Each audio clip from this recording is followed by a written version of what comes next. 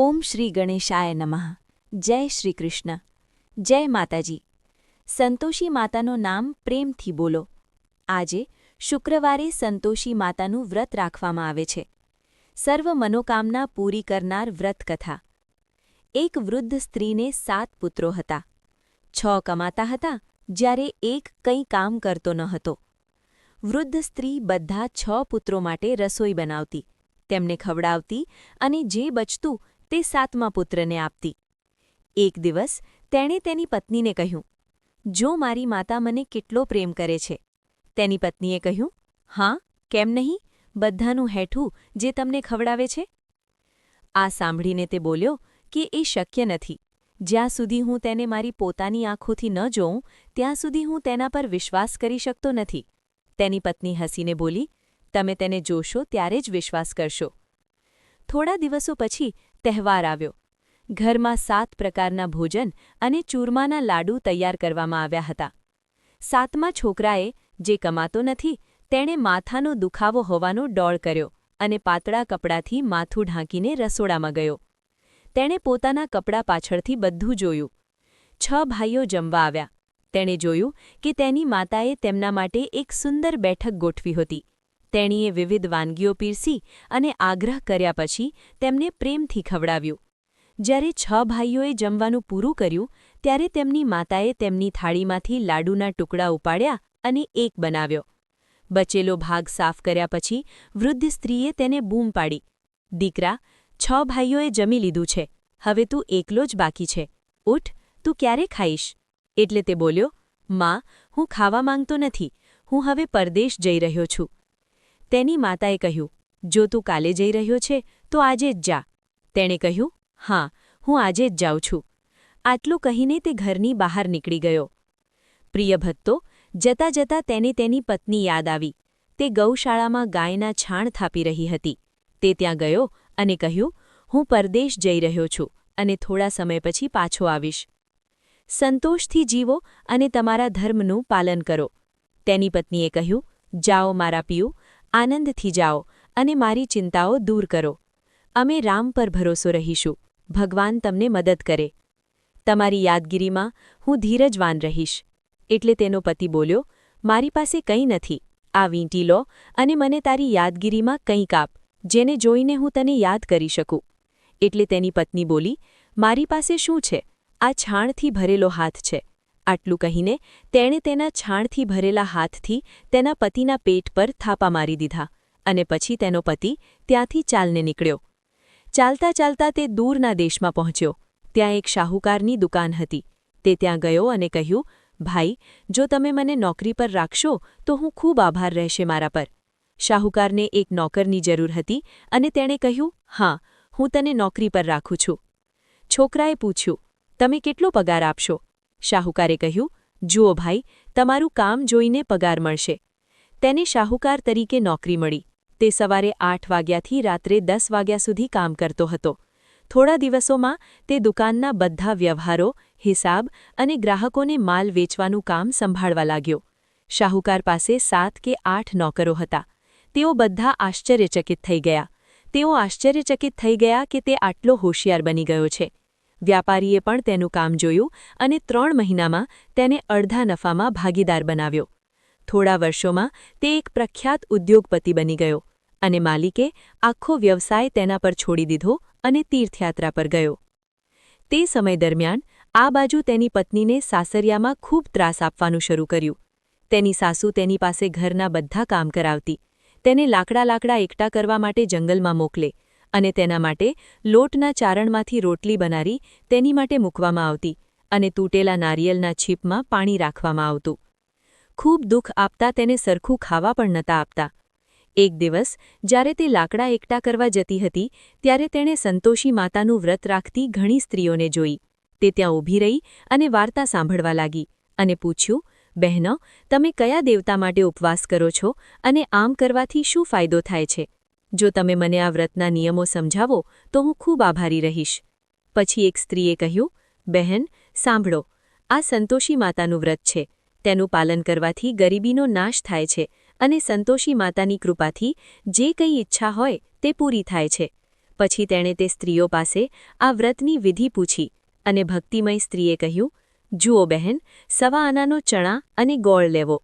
જો તમે ઈચ્છો તો એક નાના આનાનો ચોથા ભાગનો અથવા ₹1 પણ તમારી સુવિધા મુજબ લેવો.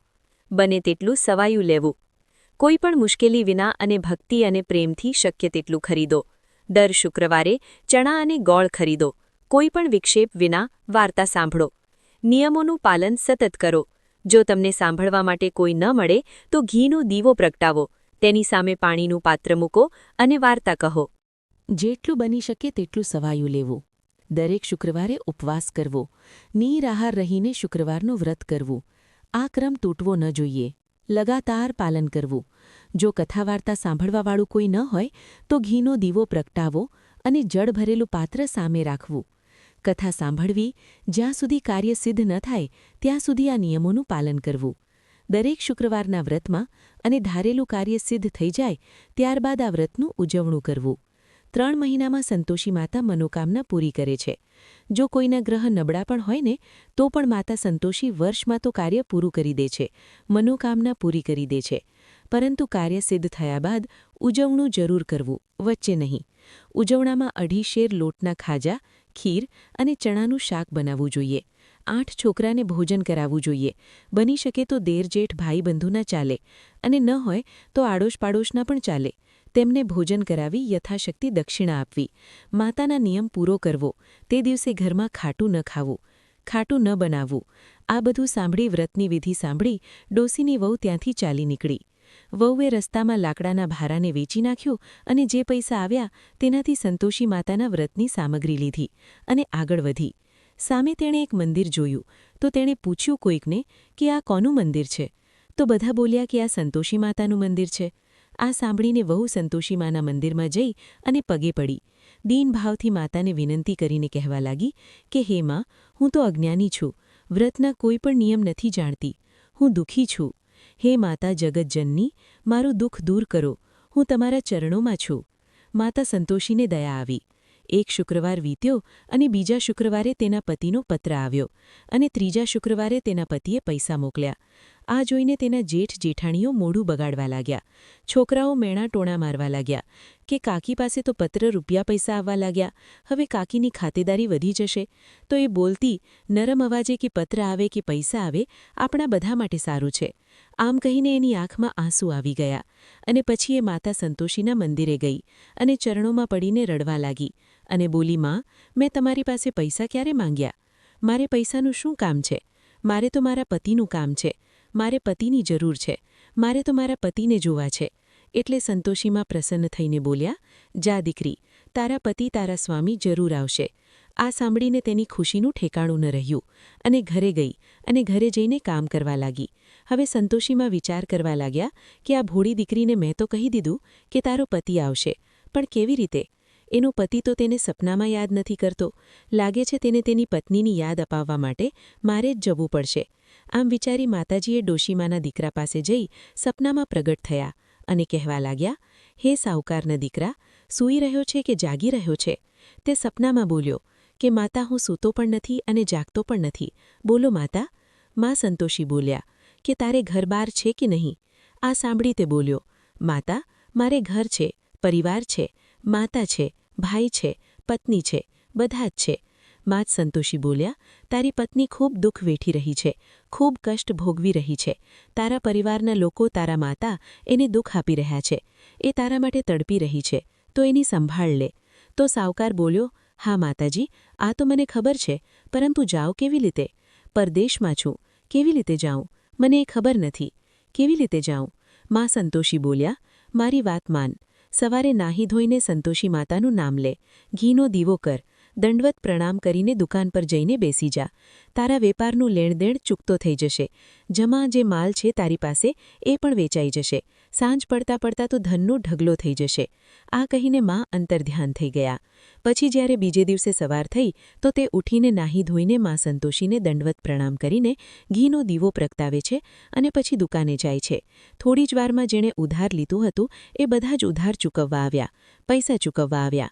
જે હિસાબ બાકી હતો એ બધું કરવા લાગ્યા. જે માલ પડ્યો હતો દુકાનમાં વેચવાનો એ લેનારા આવ્યા અને માલ લેવા સારી કિંમતે માલ વેચાયો. સાંજ સુધીમાં તો પૈસાનો ઢગલો થઈ ગયો. મનમાં માતાનું નામ લેતો હતો. આ ચમત્કાર જોઈ અને તે ખૂબ જ પ્રસન્ન થયો. ઘરે લઈ જવા માટે સામાન, કપડાં, ઘરેણાં ઘરે લઈ જવા માટે ખરીદ્યા. કામ પૂરું કરીને તરત ઘરે જવા રવાના થયો. આ બાજુ ઘરે તેની પત્ની જંગલમાં લાકડા લેવા જાય છે. પાછા ફરતા સમયે ઘરે વચ્ચે મંદિર આવ્યું તો મંદિરમાં થોડીવાર વિશ્રામ કરવા બેસે છે. મંદિરે તો એ રોજ વિશ્રામ કરવા માટે થોડીવાર બેસતી હતી. આજે જ્યારે મંદિરમાં બેઠી તો તેણે મંદિરમાં ધૂળ માટી જોઈ. બહુ ધૂળ ઉડી રહી હતી. એટલે એ બોલી, હે સંતોષી માતા, આજે આ ધૂળ કેમ ઉડી રહી છે? તો માતા સંતોષી બોલ્યા, તારો પતિ ઘોડા પર સવાર થઈને આવી રહ્યો છે એટલે આટલી ધૂળ ઉડી રહી છે. તો એક કામ કર, લાકડાના 3 ભારા બનાવ. એક નદીના કિનારે, એક મારા મંદિરમાં મૂક અને ત્રીજો તારા માથા પર રાખ. તારા પતિને માથા પર લાકડાનો ભારો જોઈને તારા પર મોહ લાગશે.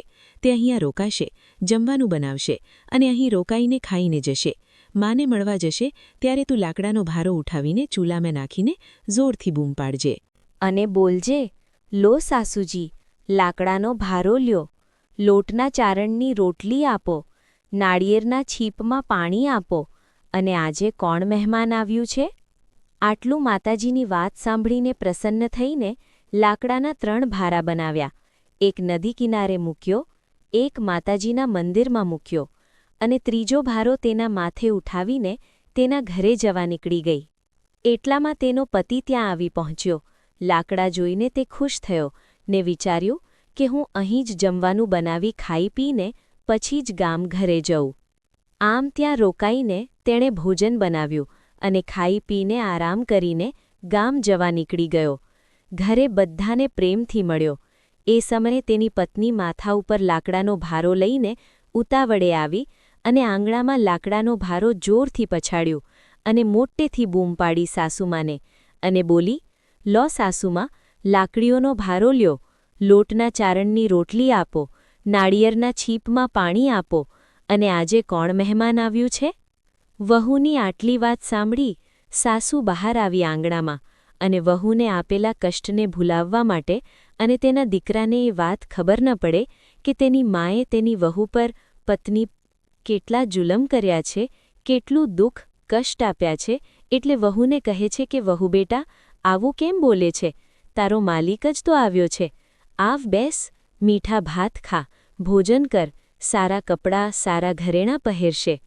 તેમનો અવાજ સાંભળી તેનો પતિ ઘરની બહાર આવ્યો અને તેની પત્નીના હાથમાં અંગૂઠી જોઈને વ્યાકુળ થઈ જાય છે અને તેની માને પૂછે છે, માં, આ કોણ છે? માં બોલી, બેટા, શું કહું તને? આ તારી વહુ છે. જ્યારથી તું ગયો છે ત્યારથી આખા ગામમાં ભટકતી ફરે છે. ઘરનું કામકાજ કંઈ કરતી નથી અને 4 પહર આવીને ખાય છે. એ બોલ્યો, માં, ઠીક છે, મેં એને પણ જોઈ અને તને પણ જોઈ. માં, મને બીજા ઘરની ચાવી આપ, હું ત્યાં રહીશ. માં બોલી, ઠીક છે, જેવી તારી મરજી.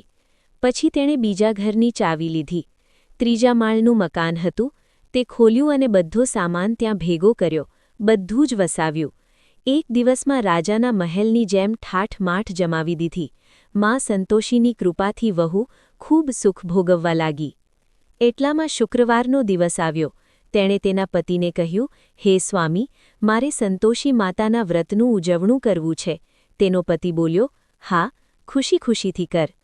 પછી વહુ ઉદ્યાપનની તૈયારી કરવા લાગી. જેઠાણીના છોકરાઓને ભોજન જમાડવા માટે કહેવા ગઈ.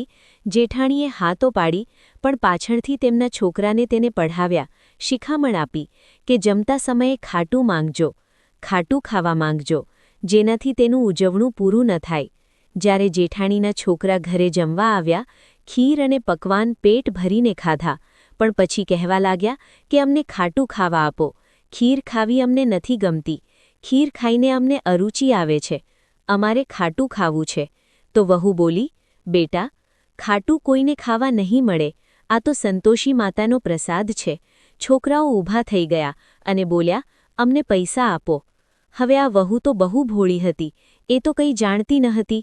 તો વહુએ છોકરાઓને પૈસા આપ્યા. છોકરાઓ પૈસા લઈને એક સમયે બજારમાંથી ખાટી આમલી લઈ આવ્યા અને ખાવા લાગ્યા. આ જોઈ માતા સંતોષી રૂષ્ટ થઈ ગયા. માતા સંતોષીએ વહુ પર કોપ વરસાવ્યો. રાજાના સિપાહીઓ તેના પતિને પકડીને લઈ ગયા. જેઠ જેઠાણી મન માન્યા વચન કહેવા લાગ્યા, જેમ તેમ બોલવા લાગ્યા. કહેવા લાગ્યા કે લૂંટફાટથી ધન કમાઈને આવ્યો છે, અમને બધી ખબર પડી ગઈ. જ્યારે જેલમાં માર ખાશે ને ત્યારે અક્કલ ઠેકાણે આવશે. વહુથી આ બધું સહન ન થયું અને તે રડતા રડતા માતાજીના મંદિરે ગઈ અને બોલી, માં, આ તે શું કર્યું? હસાવીને હવે તારા ભક્તને રડાવવા લાગી? એટલે સંતોષી માં બોલ્યા, દીકરી, તે ઉજવણા સમયે છોકરાઓને ખાટું ખવડાવીને મારા વ્રતનો ભંગ કર્યો છે. એટલે વહુ બોલી, માતા, ને અપરાધ કર્યો છે એમાં મેં ભૂલથી છોકરાઓને પૈસા આપી દીધા હતા. મને ક્ષમા કરો, હું ફરીથી તમારું ઉજવણું કરીશ. માં બોલ્યા, હવે ફરીવાર ભૂલ ન કરતી દીકરી. વહુ બોલી, હવે ભૂલ નહીં થાય માતા. હે માં, મને કહો કે મારા પતિ હવે કેવી રીતે આવશે? માં બોલ્યા, જા દીકરી, તારો પતિ તને રસ્તામાં મળશે. જ્યારે તે મંદિરથી નીકળી તો તેને તેનો પતિ રસ્તામાં મળ્યો. તો એ તેના પતિને પૂછે છે, તમે ક્યાં ગયા હતા? તેનો પતિ બોલ્યો કે મેં આટલું ધન જે કમાયું છે તેનો કર રાજાએ માંગ્યો હતો, એ ચૂકવવા ગયો હતો. વહુ પ્રસન્ન થઈને બોલી, ભલું થયું, હવે ઘરે ચાલો. થોડા દિવસ પછી ફરી શુક્રવાર આવ્યો. વહુ બોલી, હે પતિદેવ, મારે ફરીથી મા સંતોષીના વ્રતનું ઉજવણું કરવું છે. તેનો પતિ બોલ્યો, હા, કર. વહુ ફરી તેના જેઠના દીકરાને ભોજન કરવા માટે બોલાવવા ગઈ. જેઠાણીએ ફરી એક બે વાતો સંભળાવી અને પછી પાછળથી છોકરાઓને ફરી પઢાવવા લાગી, શીખવાડવા લાગી કે તમે બધા ફરીથી ખાવા માટે ખટાશ માંગજો, ખાટું ખાવા માંગજો. છોકરા ભોજન કરવા આવ્યા અને ભોજન કરતા પહેલા બોલવા લાગ્યા, કાકી, અમારે ખીર નથી ખાવી, અમને નથી ભાવતી, કંઈક ખાટું ખાવા આપો ને. વહુ બોલી, ખાટું તો કોઈને ખાવા નહીં મળે, જમવું હોય તો જમો, ખાટું તો નહીં મળે. પછી તે બ્રાહ્મણના છોકરાને બોલાવવા ગઈ અને તેને ઘરે બોલાવીને ભોજન કરાવ્યું, એક એક ફળ આપ્યા, યથાશક્તિ દક્ષિણા આપી. માતા સંતોષી પ્રસન્ન થયા. 9 માસ બાદ વહુને ચંદ્રમા સમાન એક સુંદર પુત્ર પ્રાપ્ત થયો. પુત્ર પામીને રોજ માતાજીના મંદિરે જવા લાગી. માતા સંતોષીએ વિચાર્યું કે આ ભક્ત મારી તો રોજ આવે છે, આજે કેમ ન હું તેના ઘરે જાઉં? આમ વિચારી માતાએ ભયંકર રૂપ બનાવ્યું. ગોળ ચણાથી ભરેલું મુખ, સૂપડા જેવા હોઠ, મુખ પર માખીઓ મણમણતી હતી. ઘરના આંગણામાં પગ મૂકતા જ તેની સાસુ બૂમ પાડવા લાગી કે જુઓ, કોઈ ચૂડેલ ડાકણ આવી છે, છોકરાઓને ભગાડો, નહીંતર કોઈકને ખાઈ જશે. છોકરાઓ મા સંતોષીના આવા સ્વરૂપ ધારણ કરેલાને ભગાડવા લાગ્યા, બારી દરવાજા બંધ કરવા લાગ્યા. પરંતુ વહુ ઉપરથી આ બધું જોઈ રહી હતી અને ખુશ થઈને બૂમ પાડવા લાગી કે આજ મારા માતાજી મારા ઘરે આવ્યા છે. તે સમયે તે તેના બચ્ચાને દૂધ પીવડાવી રહી હતી. તેણે તરત જ છોકરાને નીચે મૂક્યો અને નીચે આવી અને છોકરાઓને ત્યાંથી હટાવે છે. એટલામાં સાસુનો કોક તૂટી પડ્યો વહુ પર.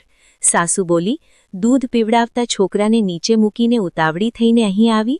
એટલામાં માના પ્રતાપથી છોકરાઓ બહુ બધા છોકરાઓ ત્યાં નજર આવવા લાગ્યા. સાસુમાને. વહુ બોલી, માજી, હું જે સંતોષી માનું વ્રત કરું છું, આ એ જ સંતોષી માં આપણે આંગણે આવ્યા છે. આ સાંભળી બધા માતાજીના ચરણે પડી ગયા અને વિનંતી કરવા લાગ્યા કે હે માતા, અમે મૂર્ખ છીએ, અજ્ઞાની છીએ, તમારા વ્રતની વિધિ અમે નથી જાણતા. વ્રતનો ભંગ કરાઈને અમે બહુ મોટો અપરાધ કર્યો છે. જગત માતા, તમે અમારો અપરાધ ક્ષમા કરો. આવી રીતે માફી માંગી અને માતા પ્રસન્ન થયા. હે સંતોષી માતા, વહુને પ્રસન્ન થઈને જેવું ફળ આપ્યું એવું ફળ માતા સૌને આપજો. આ કથાને સાંભળતા, વાંચતા, હુંકારો ભરતા બધાની મનોકામના પૂર્ણ કરજો. પ્રેમથી બોલો, સંતોષી માતાની જય. મિત્રો, આ હતી શુક્રવારે સાંભળવામાં આવતી સંતોષી માતાની કથા. તમને પસંદ આવી હોય તો વિડીયોને લાઇક કરજો, શેર કરજો અને આ ચેનલને સબસ્ક્રાઇબ કરવાનું મિત્રો બિલકુલ ન ભૂલશો. કમેન્ટ બોક્સમાં માતાજીનું નામ શ્રદ્ધાથી જરૂર લખજો. જય શ્રી કૃષ્ણ. રાધે રાધે. Thank you.